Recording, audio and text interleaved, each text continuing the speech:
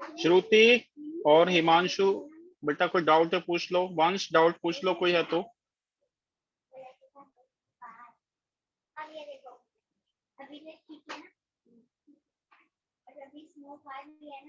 Sir हाँ बोलो वंश। सर वो आपने सर एक वो असाइनमेंट भेजा था सर, तो उसका सर वो फर्स्ट क्वेश्चन में एक बार समझा दीजिए उसका। अच्छा ग्राफ वाला असाइनमेंट तो हाँ ठीक है। बाकी कितने क्वेश्चन हो गए उसमें? सर 16 हो गए। 16 हो गए। श्रुति आपके कितने हो गए? श्रुति की आवाज नहीं आ रही। श्रुति। हिमांशु कितने हो गए क्वेश्चन असाइनमेंट में से? सर मैंने असाइनमेंट देखा था पर अभी शुरू नहीं किए थे। बेटा जल्दी कर लो, असाइनमेंट करने पड़ेंगे, एमसीक्यू आएगा पेपर में आपका। ठीक है, मैं उसको सारे डिस्कस कर दूंगा एक साथ। अभी ना असाइनमेंट नहीं है मेरे पास में, निकालना पड़ेगा मुझे। वंश कोई कॉन्सेप्ट में से पूछ लो बेटा, वो सारी प्रॉब्लम तो मैं डिस्कस करा दूंगा ना असाइनमेंट वाली। सर कॉन्सेप्ट तो सर क्लियर है सारे। क्लियर है, ठीक है चलो 1 मिनट और वेट करते हैं। कल कहाँ तक किया था हमने लास्ट क्लास में? इम्पल्स करा दिया था मैंने। सर वो सर आपने हॉर्स एंड कार्ट प्रॉब्लम का वो कराया ओ था। हाँ हाँ ठीक है बॉडी ठीक है, horse diagram and cart problem समझ में आ गया था वो। हॉर्स एंड कार्ट प्रॉब्लम जी सर। ठीक है। सो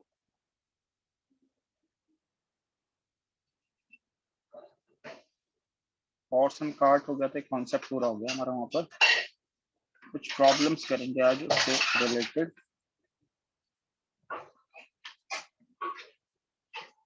एक मिनट हो गया था, इंपॉर्टेंट कॉन्सेप्ट है, बाकी बच्चों को भी 1 मिनट वेट कर लो।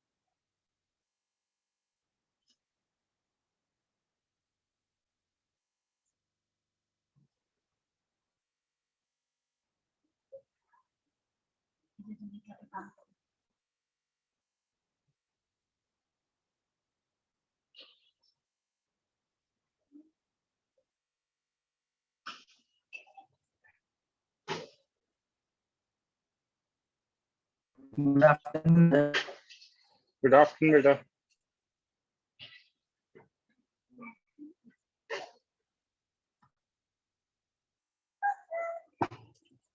और कोई क्लास तो नहीं है ना आज आपकी? और कोई क्लास तो नहीं है ना? वंश कोई और क्लास है? सर मैथ्स की है सर 5 o'clock से। 5 बजे ही है? अरे यार मैं सोचता था ज्यादा पढ़ाने का आज आपको ना। चलो सर शुरू करते आपको हैं क्लास। कभी ज्यादा पढ़ाने का होगा तो सर आप 3 o'clock से रख लिए आप करे। ये सर 5 से 3 o'clock आप आज मैं सोच रहा था। हाँ आज मैंने सोचा था, एक्चुअली मैं अभी अभी आया हूँ बाहर से ना, तो मैं 3 o'clock ही सोच रहा था क्लास को आज आपकी। चलो नेक्स्ट टाइम देखते हैं। क्या मेरे को ना थोड़ा टाइम सूट नहीं कर रहा है, मैं इवनिंग का टाइम रख दूं आपकी क्लास का, 7 बजे का या 7:30 का? सर 8 से ठीक है। क्योंकि ना बेटा बार बार चेंज होता है ना टाइम, थोड़ा फ्लक्चुएट हो रहा है टाइम। 8 से सारे लोग नहीं ले पाएंगे शायद।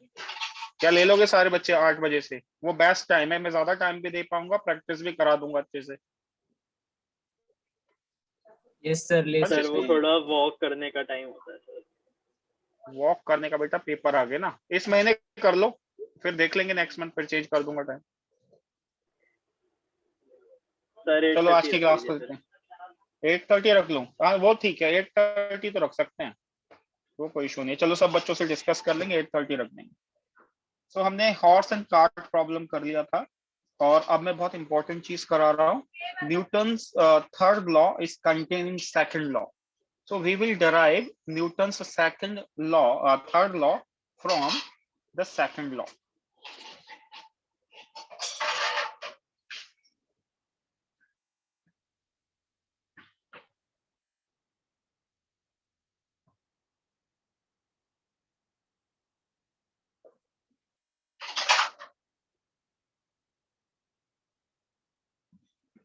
Newton's third law from the second law.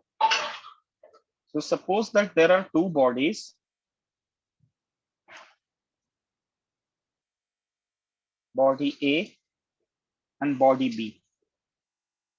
These are the two separate bodies, body A and body B, and they interact mutually with one another. So when they interact, so this body collides with this body.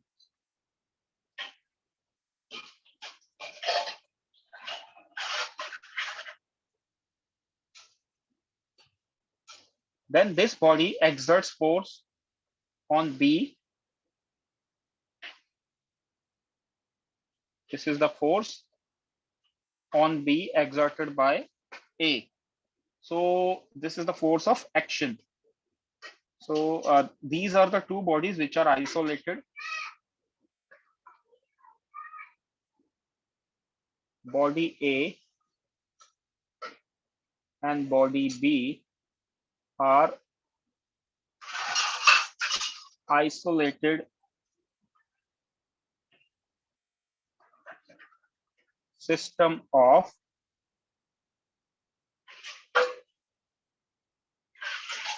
two bodies. यहाँ पे एक word मैंने लिखा है isolated. Isolated means they are free from the influence of other forces. ठीक है, इन पे कोई बाहर से कोई फोर्स काम नहीं करे, इसलिए हमने इसको आइसोलेशन लिखा है. So two bodies A and B making an isolated system of two bodies, and the body are interacting mutually. Bodies are interacting mutually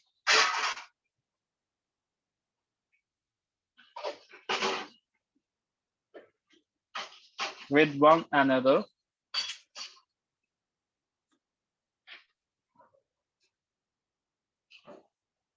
so यहाँ पे ये फोर्स है, force on B exerted by body A. So this force will bring change in the momentum of this body. So body B having momentum this and body A having momentum this.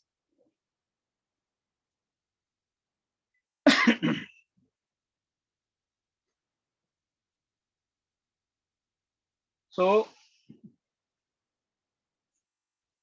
the force changes momentum. So force जो momentum को change करती है किसके according? According to Newton's second law, NSL, according to Newton's second law. तो ये जो force है हमारी, ये क्या कर रही है, बॉडी बी के मोमेंटम को चेंज कर रही है. Similarly,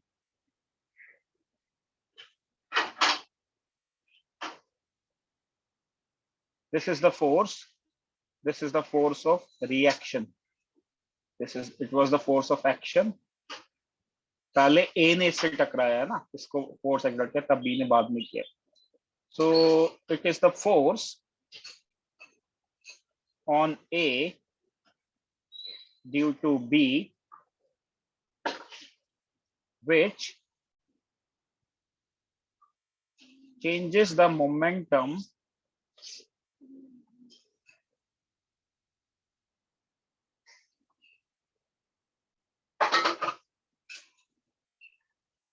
PA of body A.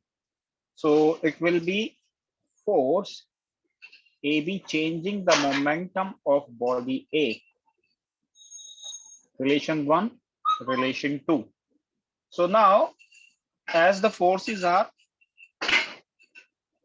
opposite forces, say I'm adding 1 and 2, add करेंगे तो ये बन जाएगा हमारे पास force on B due to A, force on A due to B. So rate of change in momentum of body B plus rate of change of momentum of body A. यहाँ पे हम क्या करेंगे, ये इसको कॉमन ले लेते हैं, it will be d by dt. ये सम आ जाएगा मोमेंटम्स का. So when the external force is absent, note कर लो बच्चों इतना, नेक्स्ट पेज पर जाएंगे.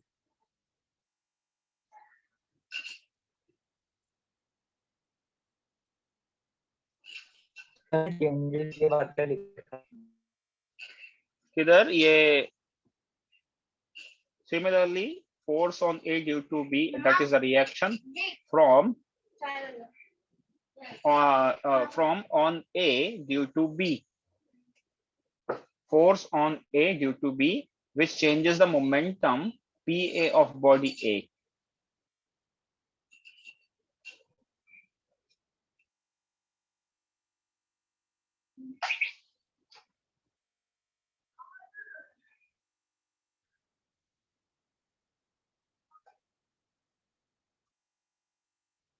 चेंज कर दूं बच्चों स्लाइड, नोट कर लो. चलो just raise your hand after noting it down. जिसने नोट कर लिया अपने हैंड रेज कर दिया तो मुझे पता लग जाएगा.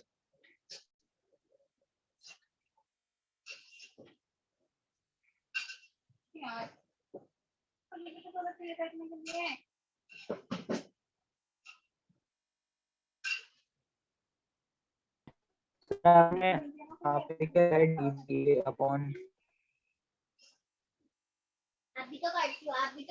बेटा आवाज नहीं आ रही ईशान आपकी, और हिमांशु की भी नहीं आ रही ठीक से.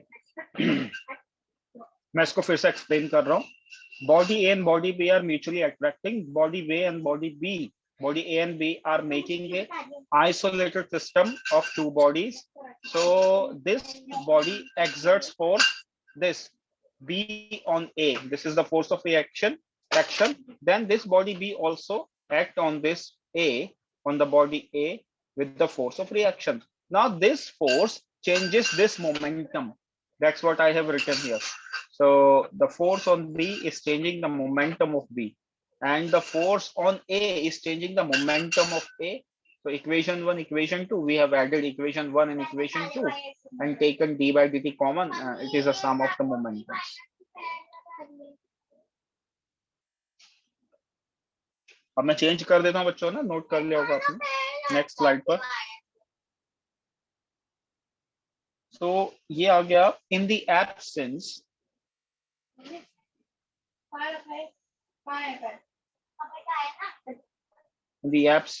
of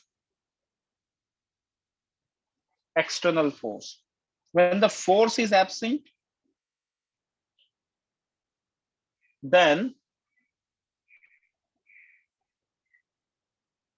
the change in momentum is 0. So therefore, force on B due to A plus force on A due to B, that it was equal to d by dt, sum of momentum of the system. This is the sum of momentum. Because change is 0, it means force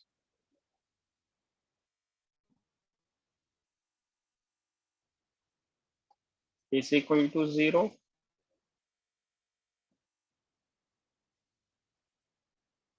So ये action reaction का pair हमारे पास बन गया ना. So action negative reaction. This proves Newton's third law.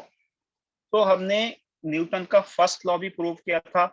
Second law से, और Newton के second law से हमने न्यूटन का थर्ड लॉ भी प्रूव कर दिया. So we can drive Newton's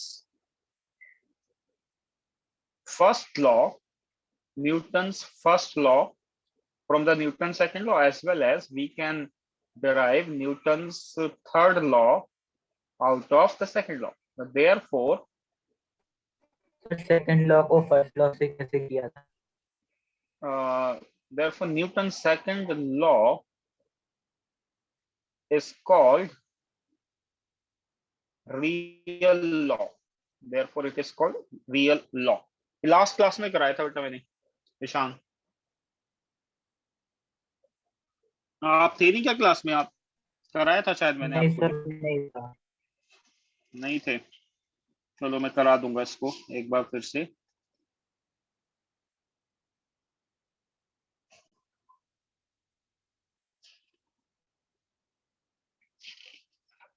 जल्दी नोट कीजिए इसको.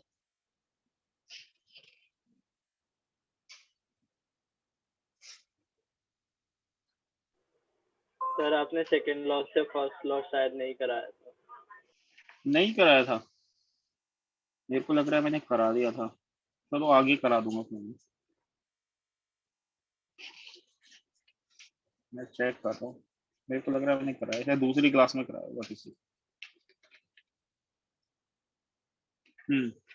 आप लोगों को नहीं कराया.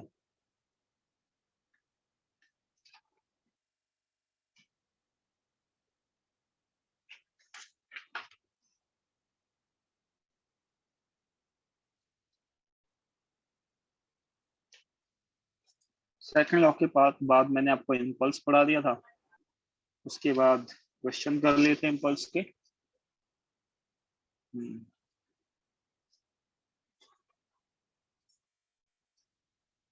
कार्ड प्रॉब्लम करा दी थी. ठीक है, चलो ये हमने कर लिया Newton's third law out of the second law. हम करेंगे इसको भी, न्यूटन के फर्स्ट लॉ को भी करेंगे, आगे कराऊंगा इसको. So Newton's second law is called the real law because we can prove Newton's first law as well as Newton's third law out of the second law. Therefore it is called real law.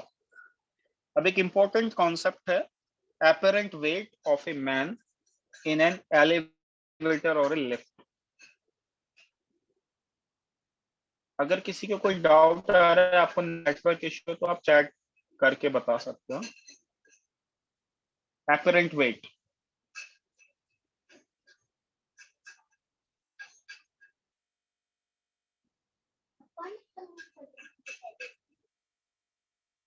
apparent weight in a lift. तो अब यहाँ पे concept आपको समझना है.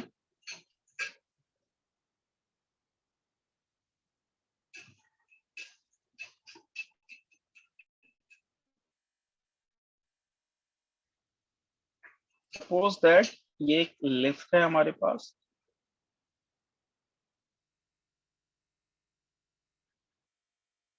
Elevator या lift कुछ भी बोल सकते हैं.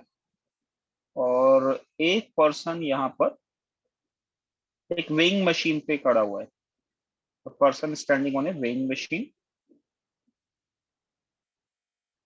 सपोज दैट ये वेइंग मशीन है.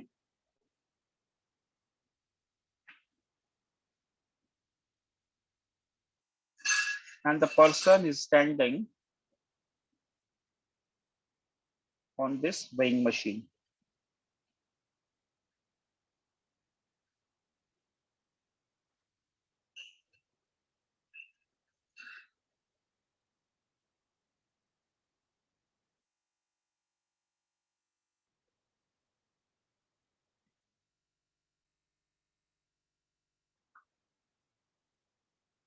So there are cases जो वेइंग मशीन है, इसका जो वेट है, इसका खुद का जो वेट है पर्सन का, ये आपको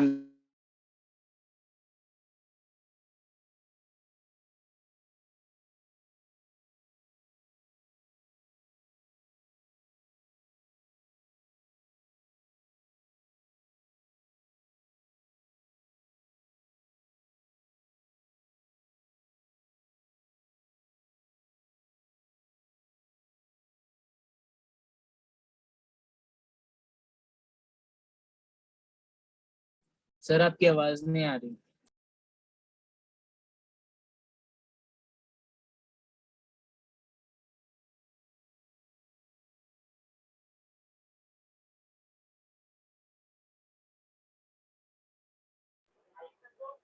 Sir, you are not audible.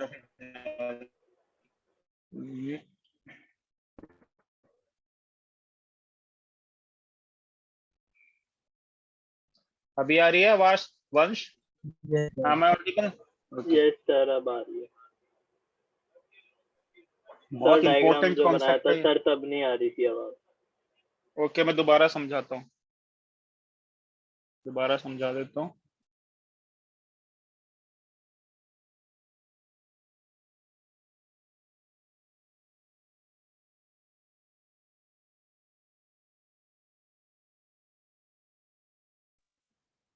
सो एक पर्सन है, ये लिफ्ट है और इस लिफ्ट के फ्लोर पर हमने एक वेइंग मशीन रख दी है। This is the machine and the person standing over the weighing machine. तो वेट जो है इसका, force of weight that is pointing toward the center of earth, that is force of weight or weight, and the reaction due to this surface is r, which is exactly opposite to the force. ठीक है, and the lift is accelerated in upward direction. So this is a system. यहाँ पे हम देखेंगे what are the variation in the weights. So a man of mass m, so m is the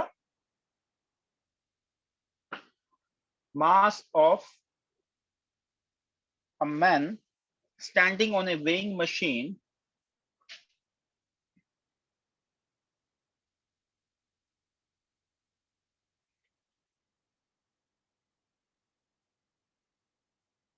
very important है, एक आएगा इसमें से case आपके एग्जाम में। Machine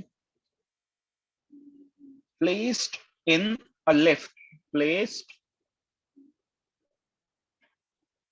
in a lift and mg is the actual weight of the man, the actual weight of the man which acts vertically downward, acting vertically downwards. Sir small m machine का है या man का है? Man का है बेटा, man का है वेट, मशीन का कोई वेट नहीं है यहाँ पर, ये मैन का वेट है, लिख दिया ना मैंने यहाँ पर।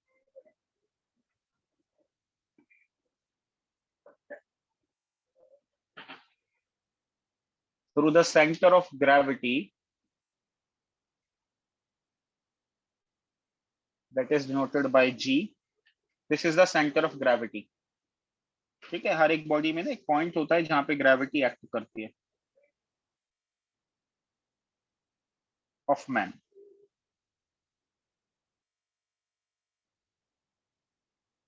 एंड आर जो है ये हमारा रेजिस्टेंस है।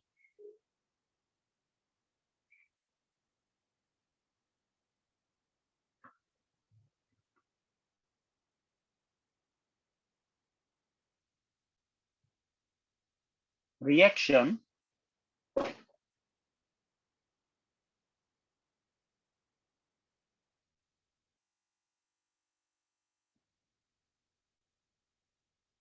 shows on weighing machine acting vertically upwards। तो ये वर्टिकली अपवर्ड जा रहा है हमारे पास।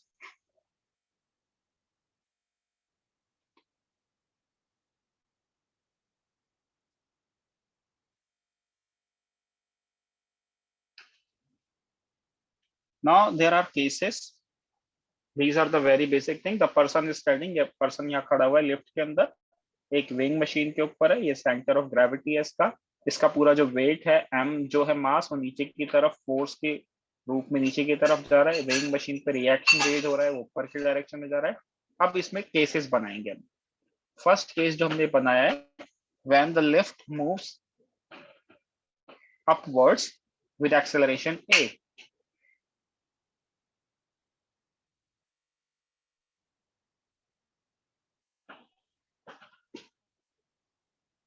सर आपने आर का क्या लिखा है? Reaction shown shows on the weighing machine, जो दिखता है खड़े होने पर इस पर, वो लिखा है अपवर्ड्स विद एक्सेलरेशन a। तो बच्चों अब देखो यहाँ पे लिफ्ट ऊपर के डायरेक्शन में क्या हो रही है, मूव हो रही है। तो किसके डायरेक्शन में मूव हो रही है? The lift is moving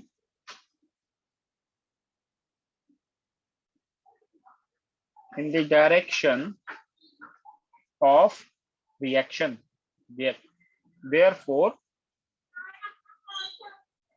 net force हो जाएगा, यहाँ पे हमारे पास ये रिएक्शन की फोर्स बड़ी हो जाएगी mg से, तो नेट फोर्स हो जाएगा r minus mg। Now according to the Newton's law,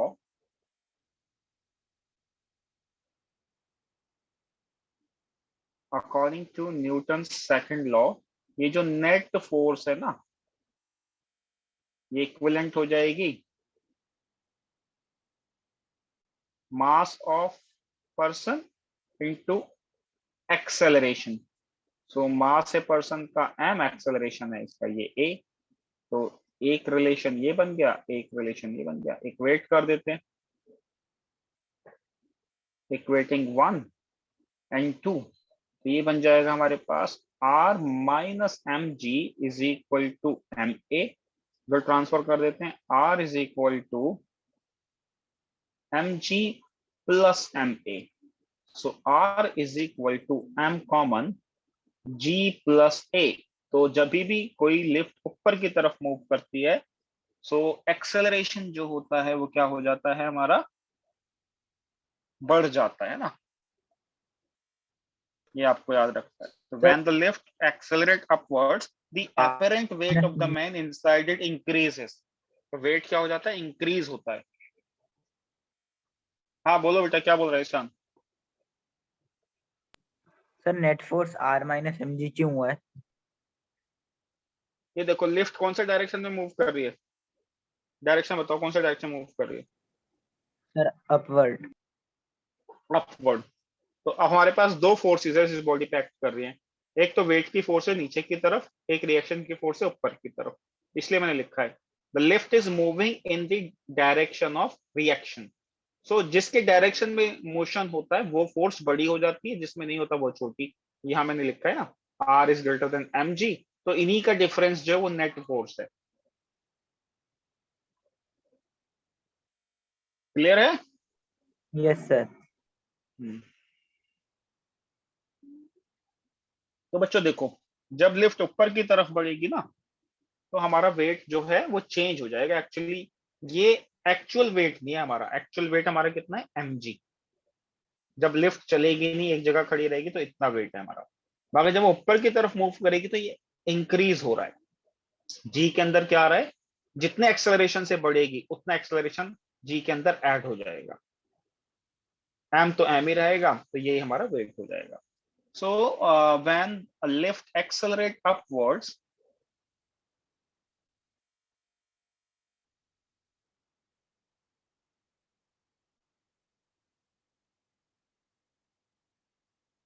upwards,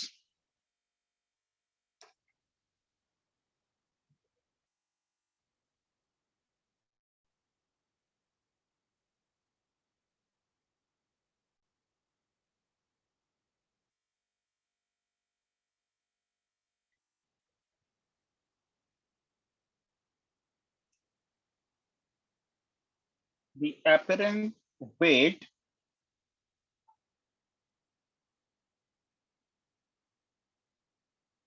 of man inside the lift increases। आरो का मतलब मैंने increases बना दिया। ये यहाँ पे डाउट तो नहीं है ना किसी को? No sir.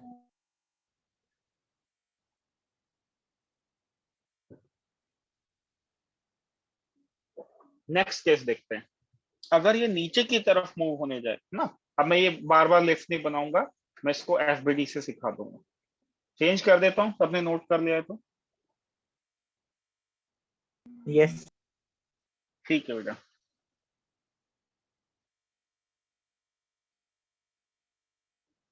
सो अब ये मान लेते हैं ये मैन है, जो जी था हमारा, ये वेट हमेशा नीचे की तरफ ही रहता है, एम जी। रिएक्शन हमेशा ऊपर की तरफ ही रहेगा। ये हमारी लिफ्ट हो गई। अब ये जो लिफ्ट है ये नीचे की तरफ एक्सेलरेट होती है, point P. When the lift accelerates downwards, then up the motion is in the direction of mg, therefore mg is greater than reaction। इस केस में mg रिएक्शन की फोर्स से बड़ा हो गया। नेट फोर्स क्या आ जाएगी बेटो? ये आ जाएगी बच्चों mg minus R, equation 1। According to Newton's second law, this net force is equal to the mass into acceleration, this mass into this acceleration, and it is mg minus r। इसको इधर भेजते हैं, इसको इधर भेजते हैं, सो ये हो जाएगा mg माइनस ma। बहुत सिंपल सा एक इक्वेशन बन जाएगा। ये हमारा वेट कम हो जाएगा। This is the apparent wait, this is the apparent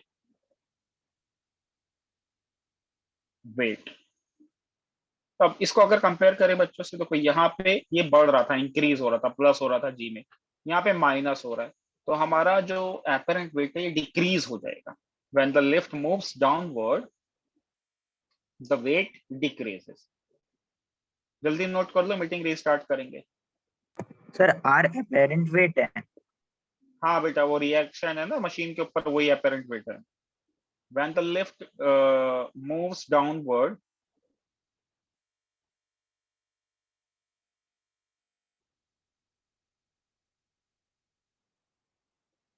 the weight decreases. अभी डिक्रीज कर रहा है वेट।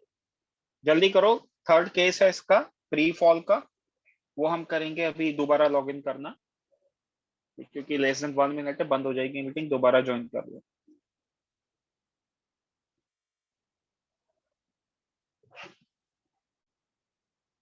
सर अगर जी और ए की वैल्यू किसी केस में सेम आती है तो फिर अपेरेंट वेट तो 0 हो जाएगा।